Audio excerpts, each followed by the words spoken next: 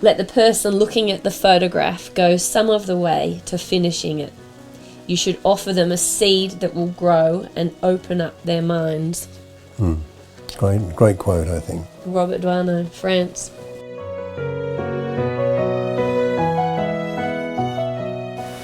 Peter, you've travelled over 300,000 miles. Air miles, that is. Air miles, that is. Over 500 photographers have been interviewed for this book. 30,000 negatives you shot to get the images in here. Yeah.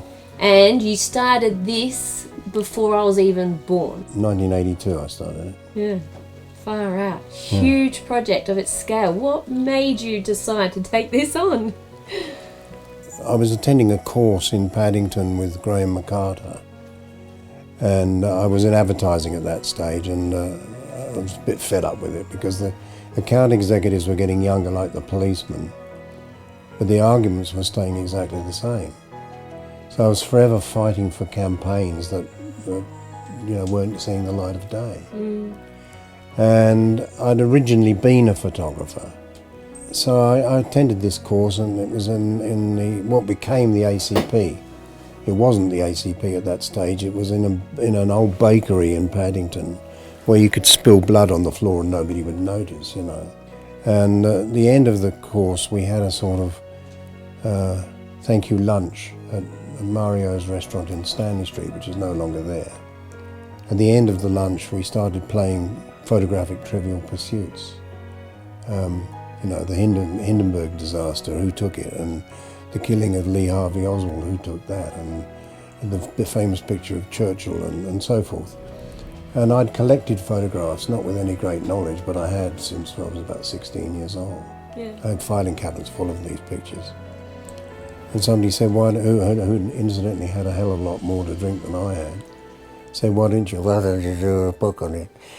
And that's how you it started. decided to take on the trivial pursuit of photography and make what I would call the Holy Grail, the Bible of any part of history that was captured by the most amazing photographers. And I missed a lot. I really wanted to photograph Jacques-Henri Lartigue, the French photographer, who was a very eccentric French guy. And he wrote back, or rather his wife Florette wrote back, and he was then 91. And she sent me a letter back saying, well, here's where he'll be over the next 3 years. Yeah. But it took me a while to raise the funds, and he died before I got there. And people like the Westerns had gone, and Imogen Cunningham had died, and Ansel Adams had died.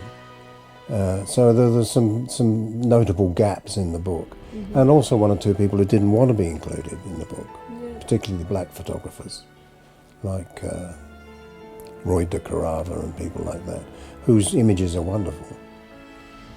Anyway, I won a prize. It was then called the Kodak Achievement Award. It became the Photographer of the Year Award, which was $5,000. They wanted me to go to the factory and look at how they made Kodak film and stuff. Yeah.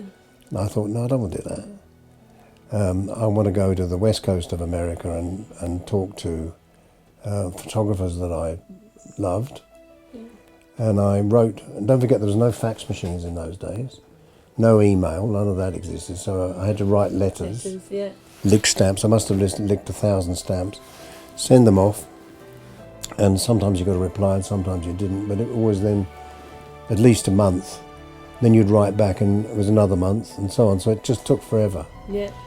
Anyway, I had 40 photographers in the west coast of America lined up. I think I came back with about 38, something like that. And that was intended to be the end of the project. Yeah. But to be quite honest, the interviews interested me more than taking the photographs. And I said, no, I'm just going to keep going, because it's like, well, what ended up as 500 one-to-one lectures with great photographers. The best photographic education you could ever... Couldn't beat it. So, and in those days, what I had intended to do was to write 2,000 words on each photographer, which is easier to write than 500 words. Yeah, yeah. but when I finished, it would have ended up as 6 volumes this size. So I had to edit it and change the way of doing it. And there's 3 reasons for doing the book, I believed. One, there was very few books on Australian photographers. I think there were 6 when I started in 1982. I'd just come back from America, and to me, Australian photographers, and New Zealand photographers in particular, were just as good as the English and the American photographers, but nobody had heard of them. I feel, you know, the Aussies have done very well, and probably 30, 40 years ago, we were coming from a different angle of photography compared to the more formal English and American. Absolutely. And the other thing is that Australian photographers and New Zealand photographers at that time didn't have civil wars, battles, volcanoes blowing up, terrorist things to photograph.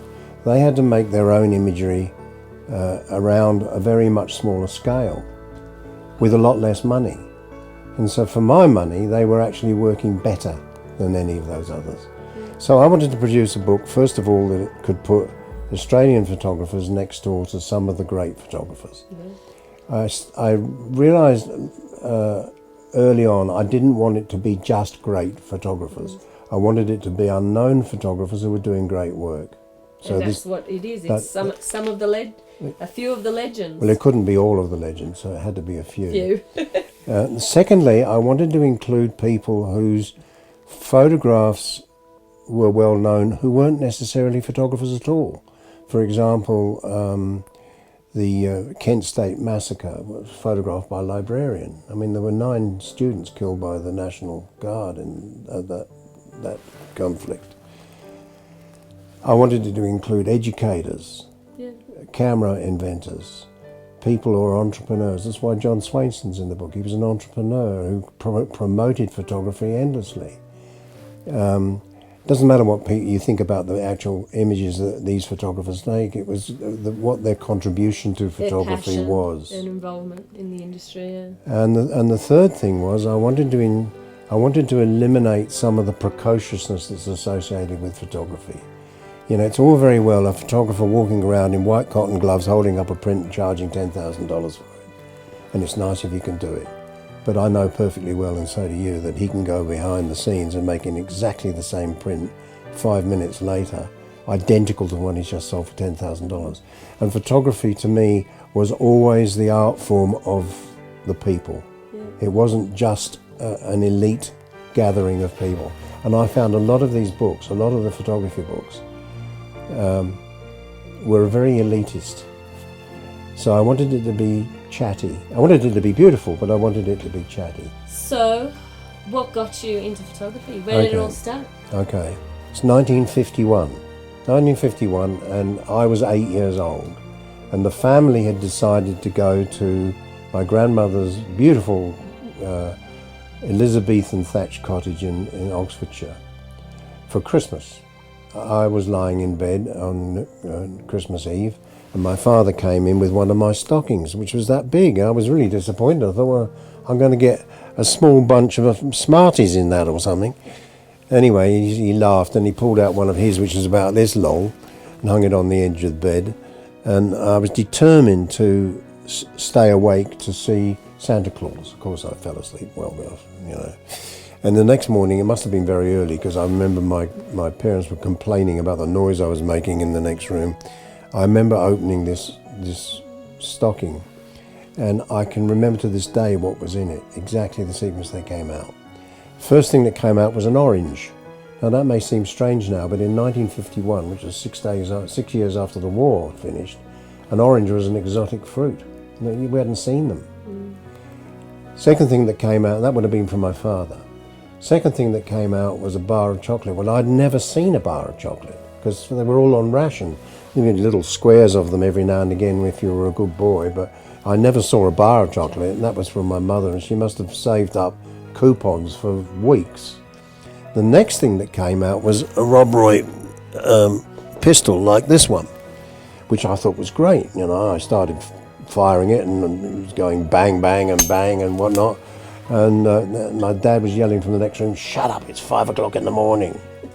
And then finally, the final thing that came out was this camera in its yellow box. I won't bring the yellow box out. And I thought, oh, that's interesting. What's it do? And it goes click. And I thought, that's very boring. This one goes bang, and it's much more useful. Much more useful as for scaring off the birds on the vegetable patch than that was. Anyway, I'll tell you a funny story. My grandmother was profoundly deaf from the age of 13 because of meningitis, and we had a Christmas lunch rather than a Christmas dinner. And the other thing she did all the time was fart, but she'd never heard her own farts. And the family, being very British and very discreet, pretended nothing happened. I was told, don't react when your grandmother farts. So, and it all went well until she was one of the first recipients of a National Health hearing aid, which was a ghastly thing. It was a black box about that big with a volume control knob on the front, the thing that went in your ear, and it strung it around your neck. Anyway, she put this on and all went well until she leant across to my father and said, "Can you pass the gravy?" She's horrified. She said, "Oh my God, what was that noise?" And of course we all broke up. She said, "That's the sound of your fart, Granny." She said, "Oh, I'm this horrible machine." She took it off. I don't think she ever put it back on again. Anyway, after lunch, when the rest of the family was out, they'd gone to quiet corners of the house to have a little sizz. My uncle said, "All right, well, come out into the garden and I'll show you how to make a photograph." He thought he was pretty good. And there's a picture of him in there. And so we went outside and he said, "No, always keep the sun over your left shoulder." I mean, I never have since or before, but anyway, never keep your sun over your left shoulder. I took a photograph of him. That was the first photograph on the first roll of film I put through the camera, and we did a couple more. And then I got bored with it because this gun was a hell of a lot more fun. And the mum got sick of it sitting around in the house with never being used and so on. So in spring she said, "Go out and finish up this roll and I'll take it to the chemist." So she did that, and I went out and photographed my first girlfriend, who was, well, not really a girlfriend, playmate, I suppose you'd call her. She took this roll to the chemist shop. And when the prints came back, I was hooked. Yeah. Because I suddenly realised that that funny little box was seeing things that I had never noticed with the naked eye. Right. So I was never interested in cameras, but I was always interested in what they could produce. Yes. And that leaves me, so you were 8 years of age, you picked up the camera, you were hooked. What does photography mean to you? One of my favourite quotes that you've always taught me was, "It's more than depth of field, it's depth of feeling."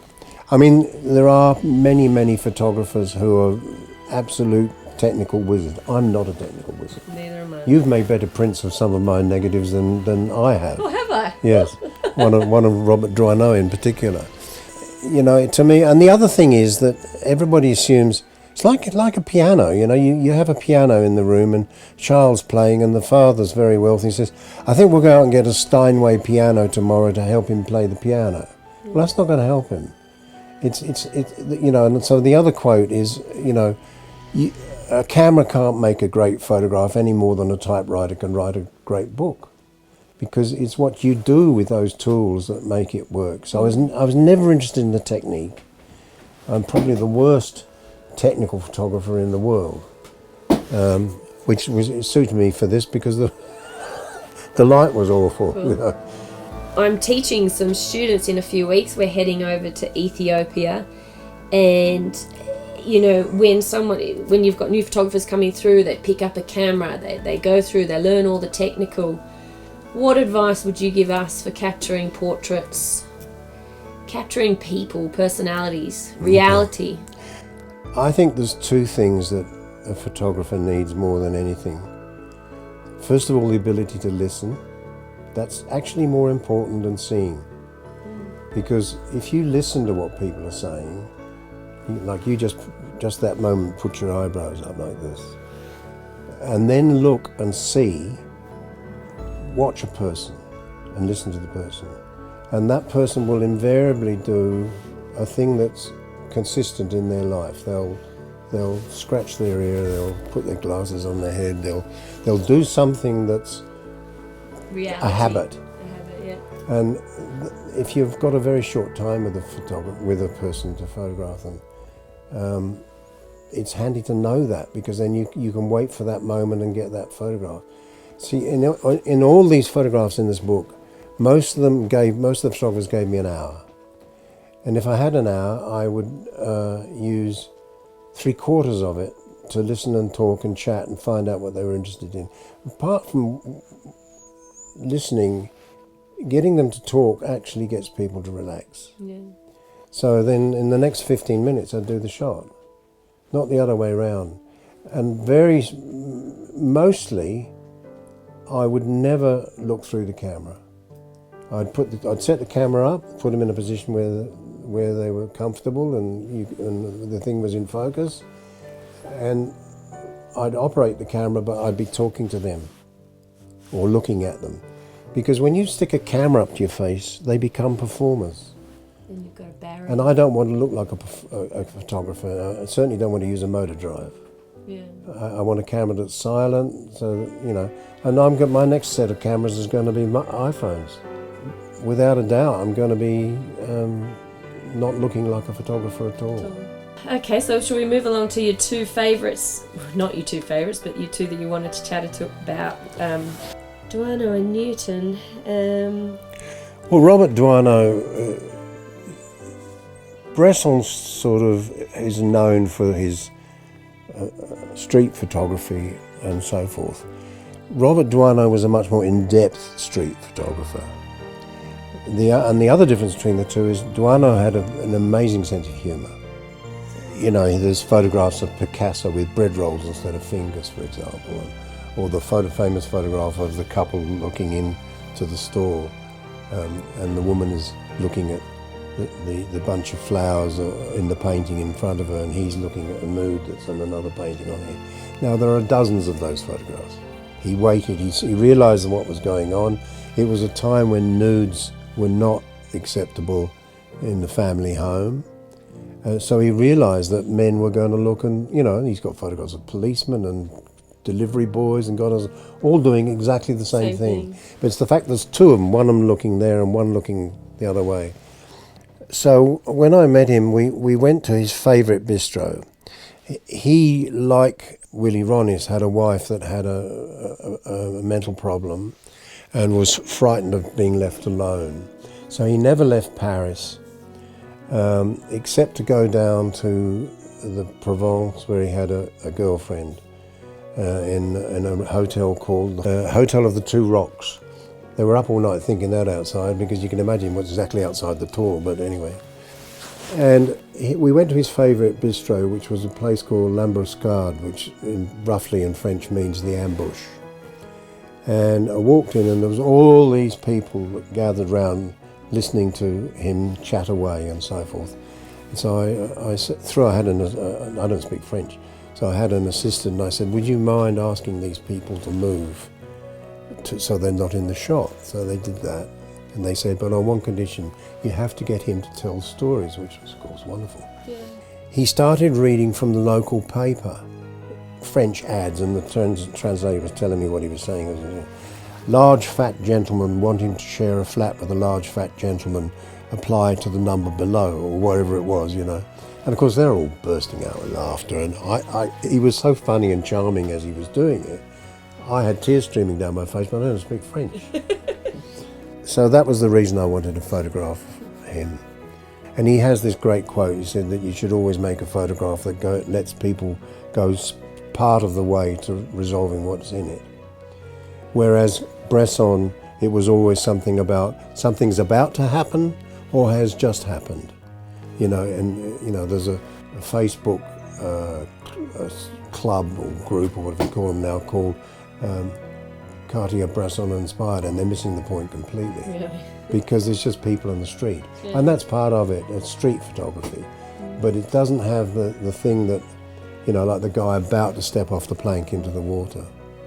So you covered a huge variety of photographers. You've got landscape, fashion, commercial, portrait. Helmut Newton. Helmut Newton is very important in the sense of what he achieved in fashion photography. Don't forget, in the 50s, Helmut Newton was one of the Danera boys. I don't know if you know that story. The Danera was a ship that, when the war was on, Churchill decided that any German people in concentration camps in England should be shipped to Canada or Australia. The Danera took all the Jewish guys. They weren't prisoners. They were people that had been rounded up.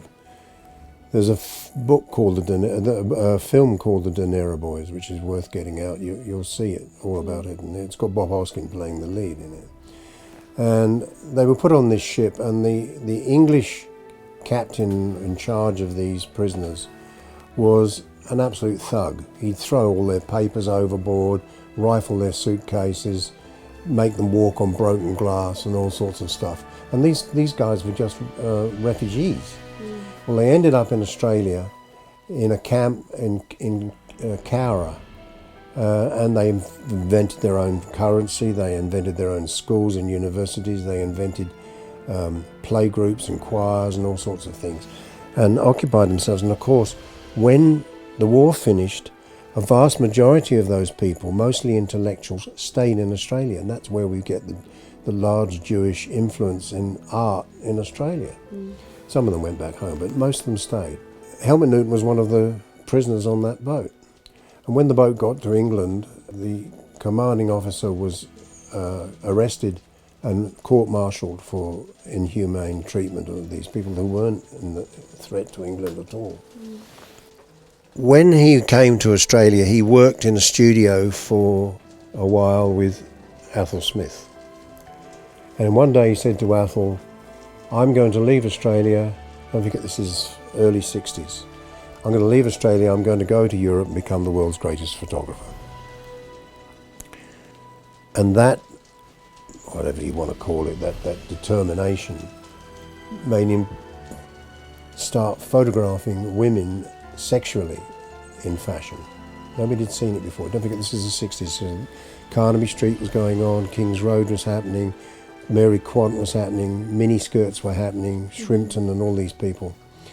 And he started making pictures going from these very stiff, stifling fashion photographs of the 50s by dresses by Norman Hartwell and all those things. Very staid. Very staid and, and elegant. And he brought the sexiness to fashion. He brought, he had girls vomiting in toilets, throwing glasses of wine at each other, and all sorts of stuff that had never been seen before. So a very important photographer. But when I went to see him, he lived 6 months of the year in Monaco and 6 months of the year in Los Angeles to avoid paying tax. Because he became famous, as he said he was going to do. He started out and he became very famous. We went into this building in Monaco, and it was a bit like Darth Vader's bathroom. It was all black and shiny, and the elevator was black and shiny, and the foyer was black and shiny. And I said, "Knock, knock," and he said, "Oh, come up, you've got an hour." So I got in the elevator and went up, the door was open, I tapped on the door, he said, "Come in, you've got an hour." And I said to my assistant, "No, we haven't, we've got 45 minutes in here, I'm out of here, can't stand the guy already." Ready? So anyway, he sat down on a couch with a great big painting of a pink cow behind him. So I just set up the camera and was quietly photographing as he was talking. And I asked him one question. I said, "How did you get started?" "I haven't got time to tell you how I got started. There's 17 books out on me, there's half a dozen films, blah-de-blah-de-blah-de-blah." He went on and on and on, and then he told me how he got started. All you've got to do in a case like that is just shut up and be quiet and listen. That's why I say listening is so important. Anyway, at the end of about 40 minutes, he said, "Well, I think that's enough. You'd better do the photograph." I said, "I've already got it, Mr. Newton. Thank you very much." So when I got back to Australia, I was in the habit in those early days of sending them a print that I'd taken of the portrait. And he wrote back a postcard which said, Very nice picture of a pink cow, not too keen on the way I look, better take me out of the book. So I wrote back to him and said, thank you very much, Mr. Newton. However, I have to point out that in fact you've signed a release and all we need to do now is discuss what print we're going to put it. Never heard any more. And then he's in the book, and you put that letter in the book as well. I put the letter in the book because I thought, well, it tells you more about him than one of his pictures. And of course the things change, you see. Between 1982 and now, there are hundreds and hundreds of books on photography, or the internet. You can pick up information on any of these photographers through Dr. Google. I mean, what was the point of writing 2,000 words? Yeah. You know, a couple of pages is not going to be the definitive look at these photographers. I'm looking behind you at hundreds of the most amazing photography books I've ever seen. The collection that you have is bigger than the library in Canberra, the State Library. Oh, I don't know about that. Oh, I reckon it would be. You've consolidated, you've interviewed, you've popped it all in here. To me, I just want to say thank you for doing this. For my generation of photographers, so much knowledge, so much to learn, and so much to inspire us. Well, that's very nice. You're very kind.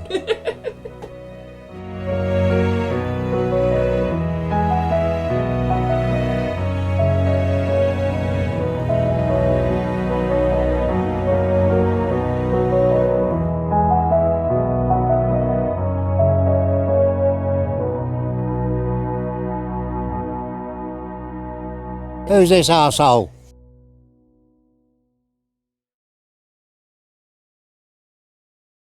A Few of the Legends by Peter Adams. You've seen the movie, now get the book direct from the author at peteradams.com.